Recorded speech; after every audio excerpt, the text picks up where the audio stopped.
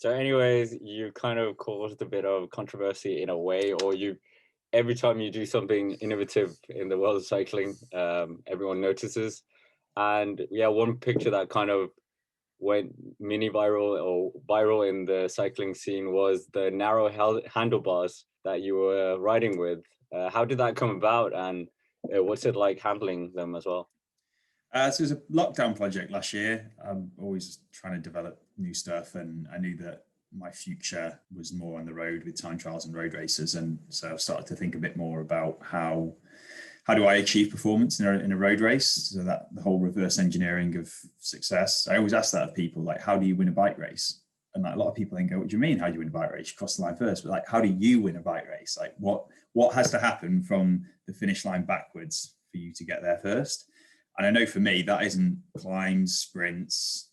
That's not me as a rider. I'm good at short to medium duration power. So anything from like, let's say like 2 to 3 minutes up to maybe like 20 minutes. And I'm good at getting aero. Like I can obviously focus on that and train that a lot. I ride a lot on my TT bike. I'm quite flexible and a good core around me. So basically, what's the CDA wins? I get away in a break or a solo break, and that's how I win a bike race. So how do I make myself better at doing that? And obviously, you can train the physiology side, but the other side is to look at your drag. Where does your power go to? It all goes somewhere. You can't create or destroy energy. It just gets moved about. So the big thing if you're trying to win bike races like that is aero drag. I want to say big, I mean like 70, 80, 90% of your aero drag, depending on that section, of your total power can be aero drag. So I was like, well, I need to get more aero. I've done God knows how many aero tests on my TT bike and haven't really focused so much on my road bike. But I knew that, well, I know in the world of time trialing that narrow is a big thing. It's massive for aerodynamics. And in the world of road racing, they haven't really taken it quite that seriously. So obviously, Willem van Schip had gone down that route, and he's been riding them for a little while. And to be honest, I've been pretty narrow anyway since 2015, 2016. I've been riding 34s, 35s, 36s. So I guess for most people, they're like, that's crazy. But for me, that's always been normal. So this was kind of just, I guess, a step beyond that. But I'd done track testing, road testing out in the real world. I knew how much of a gain it was, which for me is pretty big. I'm sort of the high end of what I've tested people to be at for gaining on the width side. I mean, like people look at the photo and like, oh, but your elbows are sticking out. It's like, well, I'm clearly not in the position that I would ride when I attack. I don't sit upright on the hood. So I'm tucked. I have basically a flat forearm, tucked elbows, tucked head, and that's what wins me. And it's pretty massive for me. It's about 15 watts over a wider bar at my attack kind of speed of about 48k an hour, give or take 45 to 50, that kind of window. And 15 watts is big. It's a second and a half every kilometer. If I go 10k out, then I'm 15 seconds up the road, which is 200 meters. How many breakaways are caught in the final 200 meters?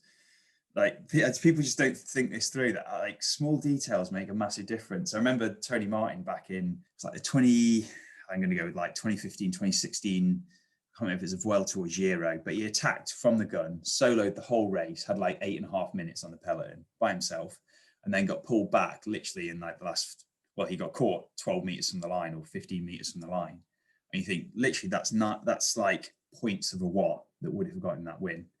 And yeah, there's many ways you can find 0.1 of a watt on Tony Martin back in 2015, but that's what he had at the time and what he had to work with. So anyway, cut all that kind of short, I decided that I'd focus on the next development for Watchshop being a narrow aero road bar. So it was just a bit of a prototype that I put together in lockdown. The plan is to have it as a production product this year. Originally, the plan was early to mid 2021, but COVID is a nightmare in the world of manufacturing. It's not been too bad in the UK. Once we came out of the first lockdown, they've managed to figure out getting on top of it. But everything with Watchshop is UK designed, optimized, engineered, manufactured. We don't outsource outside of the UK. We use British engineering, and unfortunately, that does sometimes mean that things take a little bit longer and a bit more expensive because, COVID has been something the UK obviously struggled with, and UK engineering isn't cheap. But it means we end up with a top-notch product that we're happy with, and we can visit the supplier. Our supplier, our factory is based up in Chapel on the Frith. We can pop in whenever we want and go and see the guys. So anyway, the plan is to get it out pretty soon. But one of the reasons for having a prototype was just to test the handling. I know people are critical of it.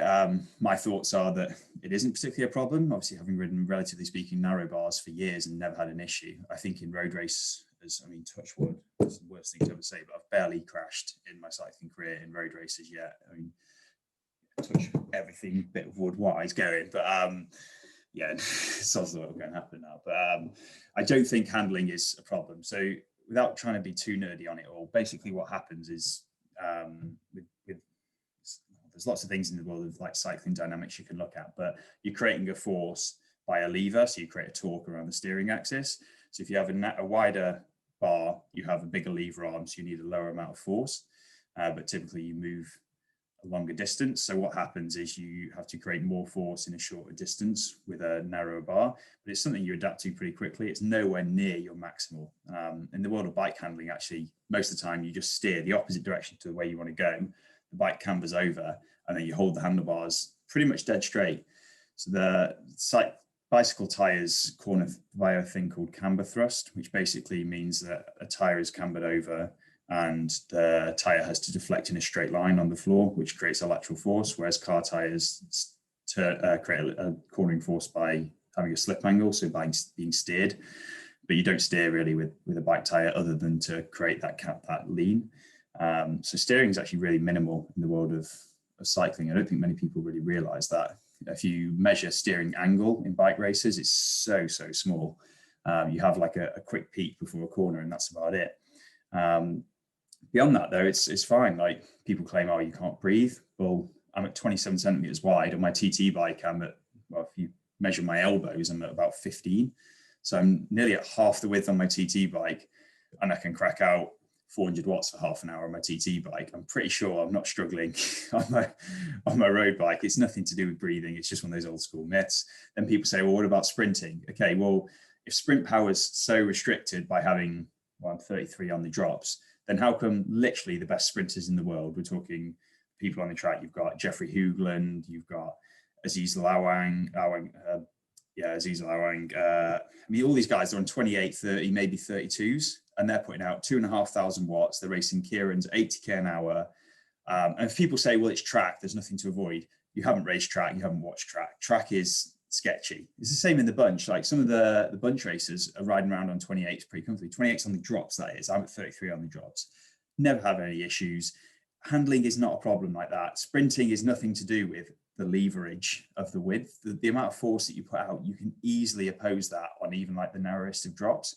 You're not putting like huge forces out unless you're a big sprinter who's putting out, well, from a single side, you're probably looking in the region around 400 Newton meters, maybe 500 Newton meters at the start gate. If you're doing a high speed sprint, you'd be lucky to hit 200 Newton meters at 70k an hour, which when you do all the forces around that, it's not a massive amount that you have to pull back on the other side.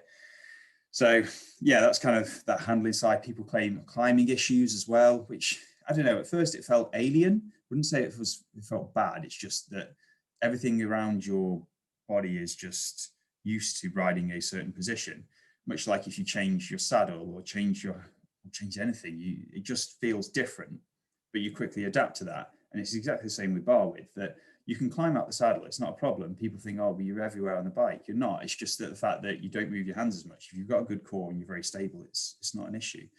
And yeah, it's not something I'd say that every man their dog's going to hop on and ride 27 centimeter wide handlebars. But if you're winning bike races by being aerodynamic, either through breakaways or being solo or whatever, unique aero matters full stop, then you'd be naive to ignore that and at least consider going somewhat narrower than bloody 40 centimeter handlebars that seem to be the status quo in cycling.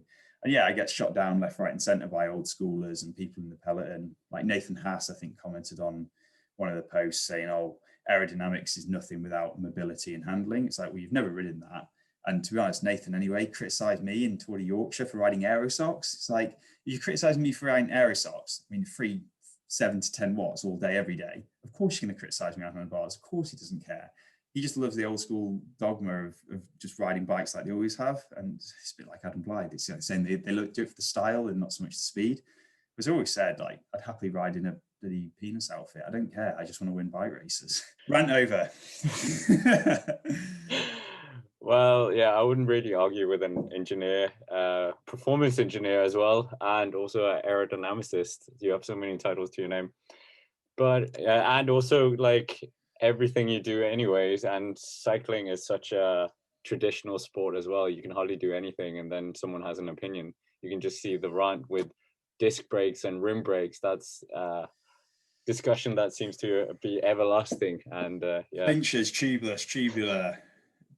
Even electronic shifting got slated at the start. Even when they had STI levers with brakes and shifting together, people are like, you'll crash. You can't use your hands to brake and shift. It's like, how easy is that nowadays? It's normal. But it's change. People hate change. And I mean, even outside the sport, it's a problem in all walks of life. Change, people don't naturally like change. It's uncomfortable, it's difficult, it's hard. And I guess modern day, it's a lot of good businesses are quick to adapt and they perform well because they're accepting of change. It's not easy, and managing change can be a big problem in some companies, but it's the way you progress as a company. If not, you end up like Blockbuster. They didn't want to change because they were like, this is our business and this is how it works. It's like, well, the world is changing. If you don't adapt to it, then you're going to lose. I heard a good saying. Someone popped it. Well, a few good sayings. One of them was, only dead fish swim with the stream, which made me laugh in response to all of that. But just, I think in general, change is something that the sport struggles with.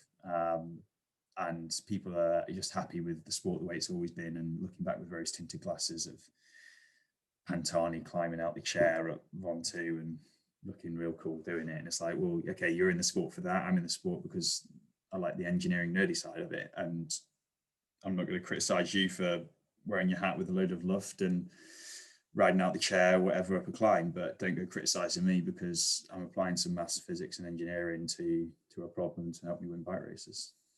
Yeah, but I think it's really, really interesting what you've done, because it's the bike hasn't changed at all thanks to the UCI as well. You saw Graham O'Brien tried to do something different that got banned. So it seems like any kind of innovation has kind of been halted a lot by the governing bodies as well.